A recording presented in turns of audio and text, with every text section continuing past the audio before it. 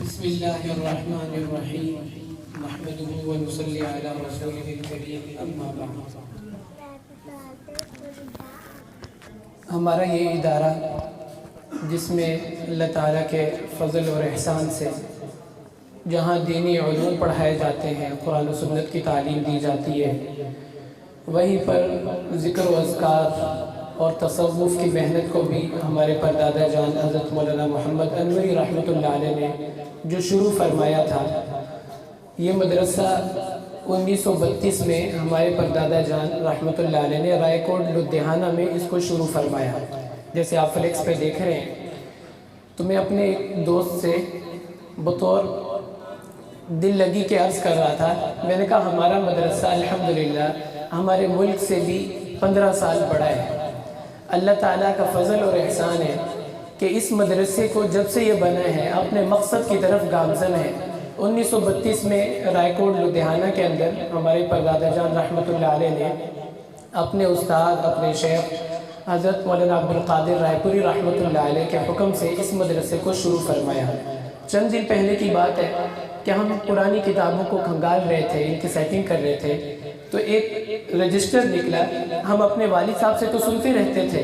کہ یہ 1932 کا بنا ہوا مدرسہ ہے، لیکن جب رجسٹر نکلا تو میں نے اس کو خود کھول کے دیکھا۔ اس میں تاریخ لکھی ہوئی تھی، طلباء کے نام، اور آگے تاریخ لکھی ہوئی تھی مدرسہ تعلیم الاسلام رائے کوٹ لدھیانہ 1937۔ پاکستان بننے سے بھی 10 سال پرانا وہ رجسٹر تھا۔ عرض کرنے کا مقصد یہ ہے کہ ہمارا مدرسہ اس مدرسے کے ساتھ نسبت رکھتا ہے، تعلق رکھتا ہے جو اللہ کے نبی صلی اللہ علیہ وسلم نے مدینہ منورہ میں اصحاب صفہ سے شروع فرمایا،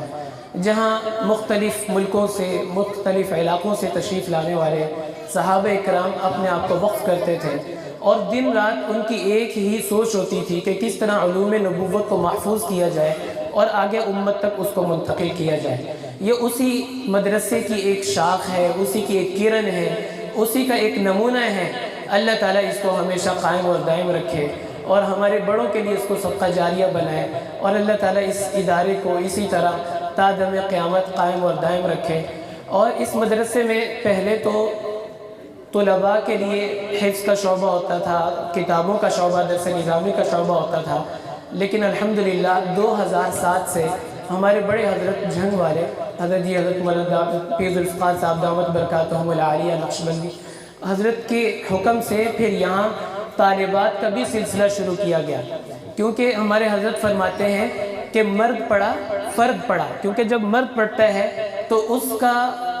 جو پڑھنے کا ایک فائدہ ہوتا ہے وہ اس کی ذات تک بس اوقات محدود ہوتا ہے، لیکن عورت جب پڑھتی ہے تو وہ خاندان کو پڑھاتی ہے، کیونکہ اس کی گود میں ایک خاندان نے پلنا اور پرورش پانی ہوتی ہے۔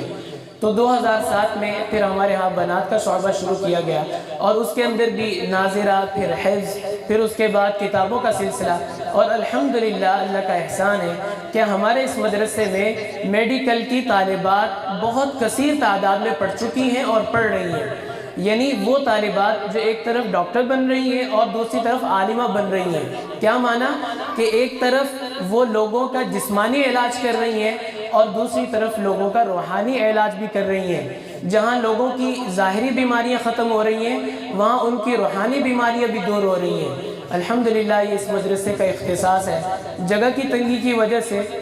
اس مدرسے کو یہاں پہ توسیع کرنا ممکن نہیں تھا، پھر الحمدللہ اللہ تعالیٰ نے اس مدرسے کی مختلف شاخیں بنا دی جو اس شہر کے اندر مختلف جگہ پھیلی ہوئی ہیں۔ ایک مدرسے کی شاخ صدار بائی پاس کے پاس،